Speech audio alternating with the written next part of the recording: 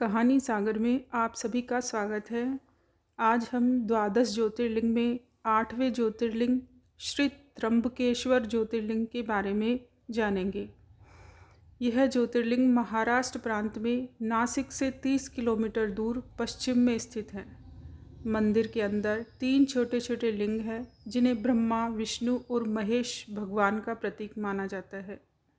यही केवल ऐसा ज्योतिर्लिंग है जहाँ तीनों देवता ब्रह्मा, विष्णु और महेश एक साथ विराजते हैं। इस ज्योतिर्लिंग की स्थापना के विषय में शिव पुराण में जो कथा वर्णित है वह इस प्रकार है। एक बार महर्षि गौतम के तपोवन में रहने वाले ब्राह्मणों की पत्नियां किसी बात पर उनकी पत्नी अहिल्या से नाराज हो गई। उन्होंने अपने पतियों को ऋषि गौतम का अपमान करने के लिए प्रेरित किया। उन ब्राह्मणों ने इसके निमित्त भगवान श्री गणेश की आराधना की। उनकी आराधना से प्रसन्न हो गणेश जी ने प्रकट होकर उनसे वर मांगने को कहा। उन ब्राह्मणों ने कहा, प्रभु, यदि आप हम पर प्रसन्न हैं तो किसी प्रकार ऋषि गौतम को इस आश्रम से बाहर निकाल दें। उनकी यह बात सुनकर गणेश जी ने उन्हें ऐसा वर नहीं मांगने के लिए समझाया, किंतु वे अपने आग्रह पर अटल रहे। अंततः गणेश जी को विवश होकर उनकी बात माननी पड़ी। अपने भक्तों का मन रखने के लिए वे एक दुर्बल गाय का रूप धारण करके ऋषि गौतम के खेत में जाकर चरने लगे। गाय को फसल चरते देखकर ऋषि बड़ी नरमी के साथ हाथ में तृण लेकर उसे हाँकने के लिए लपके। उन तृणों का स्पर्श होते ही वह गाय वहीं मरकर गिर पड़ी।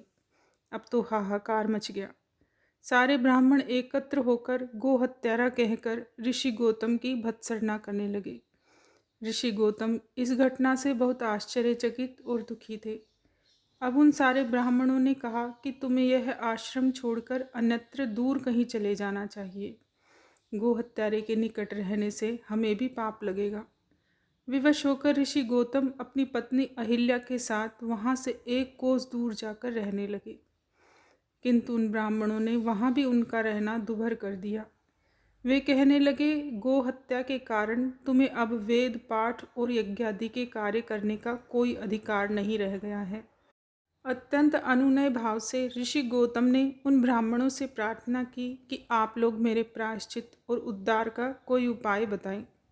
तब उन्होंने कहा, गौतम, तुम अपने पाप को सर्वत्र सबको बताते हुए 3 बार पूरी पृथ्वी की परिक्रमा करो। फिर लौटकर यहाँ 1 महीने तक व्रत करो। इसके बाद ब्रह्मगिरी की 101 परिक्रमा करने के बाद तुम्हारी शुद्धि होगी। अथवा यहाँ गंगा जी को लाकर उनके जल से स्नान करके 1 करोड़ पार्थिव शिवलिंगों से शिव जी की आराधना करो। इसके बाद पुनः गंगा जी में स्नान करके इस ब्रह्मगिरी की 11 बार परिक्रमा करो।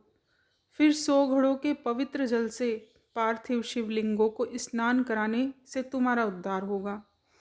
ब्राह्मणों के कथनानुसार महर्षि गौतम वे सारे कार्य पूरे करके पत्नी के साथ पूर्णतः तल्लीन होकर भगवान शिव की आराधना करने लगे। इससे प्रसन्न हो भगवान शिव ने प्रकट होकर उनसे वर मांगने को कहा। महर्षि गौतम ने उनसे कहा, भगवान, मैं यही चाहता हूँ कि आप मुझे गो हत्या के पाप से मुक्त कर दे। भगवान शिव ने कहा, गौतम, तुम सर्वथा निष्पाप हो। गोहत्या का अपराध तुम पर छल पूर्वक लगाया गया था। छल पूर्वक ऐसा करवाने वाले तुम्हारे आश्रम के ब्राह्मणों को मैं दंड देना चाहता हूँ। इस पर महर्षि गौतम ने कहा कि प्रभु, उन्हीं के निमित्त से तो मुझे आपका दर्शन प्राप्त हुआ है। अब उन्हें मेरा परम हित समझकर उन पर आप क्रोध न करें।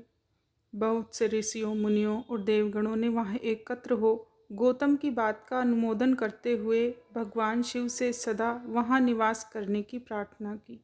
वे उनकी बात मानकर वहाँ त्र्यंब ज्योतिर्लिंग के नाम से स्थित हो गए। गौतम जी द्वारा लाई गई गंगा जी भी वहाँ पास में गोदावरी नाम से प्रभावित होने लगी। यह ज्योतिर्लिंग समस्त पुण्यों को प्रदान करने वाला है।